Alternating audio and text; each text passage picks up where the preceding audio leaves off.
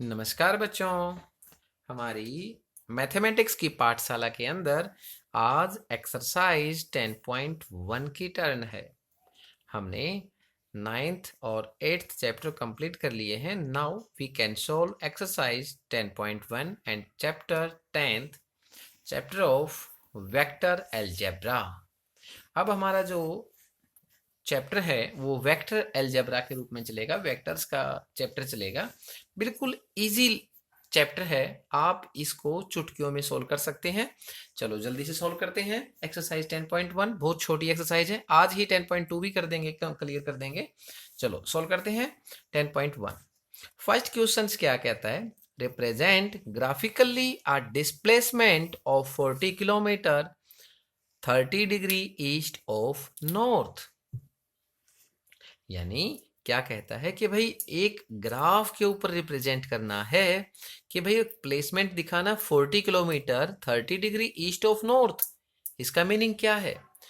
इसका मीनिंग है नॉर्थ से ईस्ट की ओर 30 डिग्री। हमने नॉर्थ से ईस्ट की ओर 30 डिग्री दिखाना है और 40 किलोमीटर डिस्प्लेसमेंट के दिखाना है उसका। ठीक है, चलो जल्दी से सॉल्व करते हैं इसका। फर्स्ट क्वेश्चन है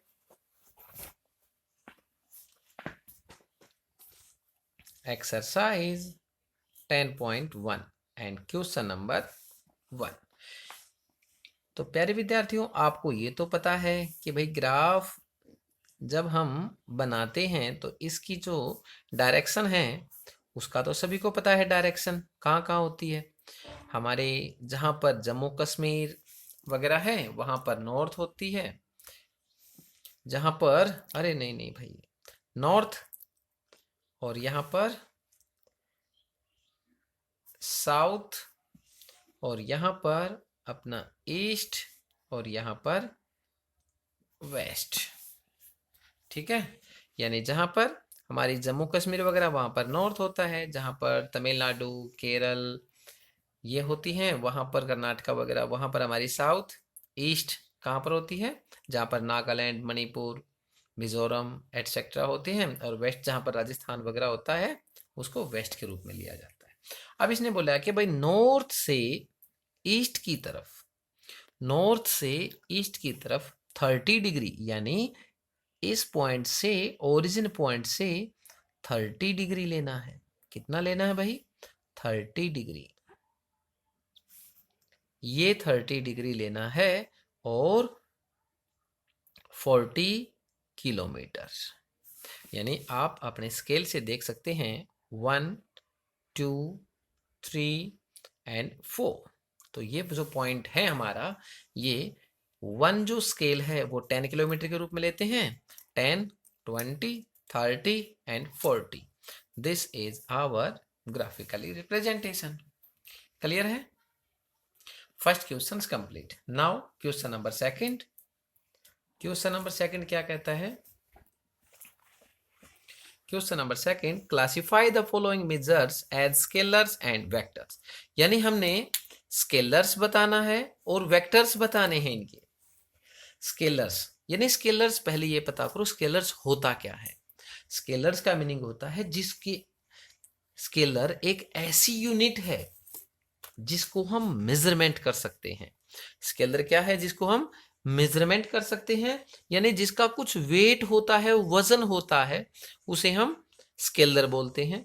और वेक्टर होता है जैसे कोई एक दरवाजा है उसको हमने खोल दिया, या पेन है, दरवाजा है, चलो ये दरवाजा है इसको हमने खोल दिया, ये मूव कर गया ना, जगह एक जगह से दूसरी जगह कोई वस्तु मूव कर जाती है, उसको हम वेक्टर बोलते हैं। जिसका वेट होता है या जिसको मेजरमेंट कर सकते हैं स्केलर, एंड जो वस्तु मूव करती है वो वेक्टर होता है। चलो भाई इसको सोल्व करते हैं, इसको साथ साथ में देखो। चलो अपने इसको ध्यान से रखना, हम साइड में रख देते हैं। क्वेश्चन नंबर फर्स्ट है 10 किलोग्राम। फर्स्ट लिखा है इसने 10 किलोग्राम। 10 किलोग्राम, 10 किलोग्राम क्या है? वेट है। वेट है तो क्या लिख सकते हैं इसको हम?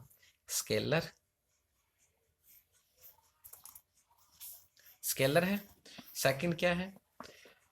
2 मीटर्स नॉर्थ वेस्ट, नॉर्थ से नॉर्थ वेस्ट के 2 मीटर्स की स्पेस है, यानी मूव करती है जगह, तो क्या हो गया ये वेक्टर। थर्ड है 40 डिग्री मेजरमेंट है, स्केलर। फोर्थ पॉइंट क्या है 40 वाट है, मेजरमेंट है, तो ये भी क्या है स्केलर। फिफ्थ पॉइंट क्या है 10 - 19 कोलम्ब, ये भी क्या है जिसका मेजरमेंट कर रखा है भाई हमने, ये भी स्केलर है। And 20 metre per square second, ये मूव करती है जगह को, इसको हम क्या बोलेंगे vector. Now question number third भी यही बताता है हमें कि भाई classify the following as scalar and vector of quantities. First दे रखा है भाई हमारा टाइम पीरियड क्या है, इसको मापते हैं स्केलर। सेकंड है हमारा डिस्टेंस है, यहां से यहां तक डिस्टेंस है, मूव होता है, तो ये क्या बन गया हमारा वेक्टर। थर्ड पॉइंट क्या है फोर्स, किसी को प्रेशर डालते हैं, कोई वस्तु है प्रेशर डालते हैं नीचे की तरफ, या दरवाजा खोल देते हैं प्रेशर से, तो वो भी क्या है हमारा वेक्टर। फोर है हमारा वेलोसिटी भी क्या होती है हमारी वेक्टर के रूप में आता है। एंड फिफ्थ वर्क डन, यदि हमने कोई काम करना है, वो काम कंप्लीट कर लिया है, तो इसको हम स्केलर के तौर पे मापते हैं as scalar. Now question number 4, question number 4 क्या है in figure 10.6 A square identify the following vectors coinitial, equal, collinear but not equal. ये तीनों बातें हमने इस स्क्वायर के अंदर बतानी है। तो प्यारे विद्यार्थियों देखो इसको ध्यान से, यानी सबसे पहले इसने क्या बोला भाई कोइनिशियल, क्या बोला पहले कोइनिशियल का मतलब क्या होता है, कोइनिशियल होती है, क्या मतलब होता है कोइनिशियल का, कोइनिशियल यानी एक पॉइंट से कोई चीजें जा रही हैं, कोई एक पॉइंट से इकट्ठी एक जगह से कोई वस्तु निकल रही है। जैसे हमारा ये पॉइंट है, ये दिखाई दिया, ये पॉइंट है, यहां से ए निकलती है और यही पॉइंट से हमारा डी पॉइंट निकलता है, यानी एक ही पॉइंट से दोनों की दोनों चीजें निकलती हैं, तो उसे हम क्या बोलते हैं कोइनिशियल। क्या बोलते हैं इसको कोइनिशियल। तो ए वेक्टर और डी वेक्टर एक ही पॉइंट से निकलता है, तो इसको क्या बोलेंगे कोइनिशियल। तो फर्स्ट के रूप में क्या लिख सकते हैं हम, first A vector and D vector. And next equal क्या क्या मीनिंग होता है, इक्वल होता है दो ऐसे वेक्टर जो पैरेलल हैं और एक ही डायरेक्शन के अंदर चले हुए हैं। देखो भाई ये ए वेक्टर है, इस तरफ चला हुआ है, और ये हमारा दूसरा वेक्टर है, इसकी डायरेक्शन इस तरफ है, इसकी डायरेक्शन यहां है, एरो का साइन यहां है ना, तो इसकी डायरेक्शन यहां है और इसकी डायरेक्शन दूसरी तरफ है। तो ये और ये वेक्टर आपस में इक्वल नहीं कह सकते हम इनको, ठीक है, ये पॉजिटिव रूप में होता है, ये नेगेटिव रूप में आएगा। चलो आगे बताएंगे, मतलब ये जिस तरफ इसकी एरो का साइन है इसी तरफ होना चाहिए। चलो ये तो नहीं है, अब इसके अंदर देखेंगे, ये डी का एरो का निशान यहां है और इसी के पैरेलल ये है, और इसका भी एरो का साइन ये है, यानी जो दो वेक्टर इक्वल हैं, दोनों एक ही साइड में गए हुए हैं और पैरेलल भी हैं, मेजरमेंट भी सेम है और सेम डायरेक्शन है, तो इसका हम क्या लिखेंगे इक्वल के रूप में, क्या लिखेंगे, यानी D vector and B vector. Now point third, अब इसने बोला कि भाई collinear but not equal, collinear भी हो और इक्वल नहीं होने चाहिए। अभी आपको मैंने बताया कोलिनियर क्या होता है? कोलिनियर का मतलब होता है कि भाई कोई भी दो वेक्टर जो चाहे तो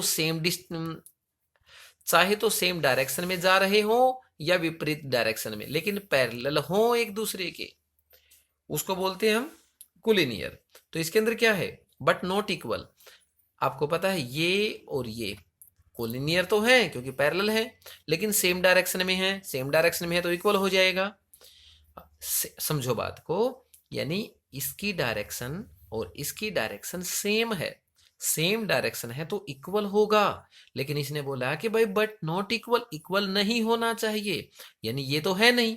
अब इन दोनों के अंदर देखेंगे, ये ए इस डायरेक्शन में है और ये दूसरी तरफ डायरेक्शन में है, यानी ये दोनों कोलिनियर तो हैं लेकिन इक्वल नहीं है, यानी A vector and C vector is our answer. A vector and C vector are collinear but not equal. Now question number 5. Question number 5, answer the following as true or false. True और false के रूप में बताना है। A vector minus A vector are collinear, true और false? चलो इसको दिखाते हैं एक बार, A vector and minus A vector। Fifth question है, ए वेक्टर, एक वेक्टर ये है और एक वेक्टर ये है। ये अगर ए वेक्टर है तो इसकी डायरेक्शन अगर इस तरफ है तो ये नेगेटिव के साइन के अंदर आएगा, ठीक है। ये अगर ये डायरेक्शन है, अगर इसी के डायरेक्शन के अंदर चलता तो ए वेक्टर ही हो जाता ये। अगर इसकी डायरेक्शन चेंज कर दी हमने तो नेगेटिव के रूप में आएंगे। क्या ये दोनों कोलिनियर हैं? Yes, true. ट्रू फर्स्ट हो गया ना हमारा ट्रू। सेकंड क्या कहता है भाई, two collinear vectors are always equal in magnitude. क्या टू कोलिनियर हैं, वेक्टर हैं, और क्या आपस में इक्वल, मैग्नीट्यूड उनका इक्वल होता है? सेकंड वाला देखो, यानी एक वेक्टर ये है और एक वेक्टर ये है। इसने बोला ये दोनों क्या हैं? कोलिनियर तो है। ये ए वेक्टर है, ये बी वेक्टर है, ये दोनों कोलिनियर तो हैं, लेकिन इनका मैग्नीट्यूड सेम नहीं है। मैग्नीट्यूड होता है ये, ठीक है। यानी ये मैग्नीट्यूड हमारे 10.2 के अंदर आपको अच्छे से समझ में आ जाएगा। यानी ए वेक्टर और बी वेक्टर का मैग्नीट्यूड सेम नहीं है। अगर ये 2 है तो ये 3, 4, 5 कुछ हो सकता है, तो सेम नहीं हुआ ना, तो इसका मैग्नीट्यूड सेम नहीं होता, तो इसको क्या लिखेंगे हम? फॉल्स, ठीक है। Now third, two vectors having same magnitude are collinears. क्या दो वेक्टर हैं और जिनका मैग्नीट्यूड सेम है, क्या वो कोलिनियर हैं? देखो भाई, एक वेक्टर ये है ए वेक्टर, अब उसने बोला क्या इन दोनों, इसका और एक दूसरा और हमने यही ले लिया भाई, ये बी वेक्टर, ये वेक्टर और ये वेक्टर बिल्कुल सेम है लेकिन कोलिनियर तो नहीं है। इनका मैग्नीट्यूड तो सेम मान लिया, इनका मैग्नीट्यूड तो सेम है, लेकिन ये दोनों पैरेलल तो नहीं है। पैरेलल नहीं है तो कोलिनियर नहीं होंगे। इसने बोला है कि भाई to vectors having same magnitude, दोनों वेक्टर बिल्कुल सेम है तो मैग्नीट्यूड इन दोनों का सेम है, तो हम क्या इन दोनों को कोलिनियर कह सकते हैं? नहीं कह सकते, तो इसका क्या लिखेंगे हम? False. Now question number .4, two collinear vectors having the same magnitude are equal. Two collinear vectors, इसने बोला है two collinear vectors having the same magnitude, जो टू कोलिनियर है वेक्टर हैं उनका मैग्नीट्यूड सेम है, जो कोलिनियर वेक्टर भी है और उनका मैग्नीट्यूड सेम है। आर इक्वल होते हैं? नहीं भाई, मैग्नीट्यूड अगर सेम हो तो इक्वल होना जरूरी नहीं है। यानी देखो, इसका मैग्नीट्यूड मान लो ए इन वेक्टर है और ये दोनों के दोनों बिल्कुल सेम हैं, दोनों के दोनों वेक्टर, ये भी ए वेक्टर लेकिन नेगेटिव के अंदर है। ये और ये सेम है, यानी इन दोनों का मैग्नीट्यूड प्लस में निकालेंगे, -1 का स्क्वायर +1, -1 का स्क्वायर +1, 1 का स्क्वायर 1 होता है। तो इसका जो मैग्नीट्यूड है, इसका जो मैग्नीट्यूड है, वो दोनों सेम है और ये दोनों कोलिनियर भी हैं। तो क्या ये इक्वल हैं? इक्वल कब होती हैं? जब दोनों की डायरेक्शन एक जैसी होती है। तो जरूरी नहीं है ये इक्वल हो, यानी हो भी सकते हैं, नहीं भी हो सकते। तो इसने बोला ऑलवेज होते हैं, तो हम बोलेंगे ऑलवेज नहीं होते, फॉल्स। तो प्यारे विद्यार्थियों, एक्सरसाइज 10.1 कंप्लीट। अगर इसमें से कुछ प्रॉब्लम है तो आप इसको एक बार और अच्छी तरह देखें, अच्छी तरह समझ में आएगी। अगर आपको कोई प्रॉब्लम है तो आप मैसेज लिखकर भी पूछ सकते हैं। तब तक के लिए have a good day, have a nice day.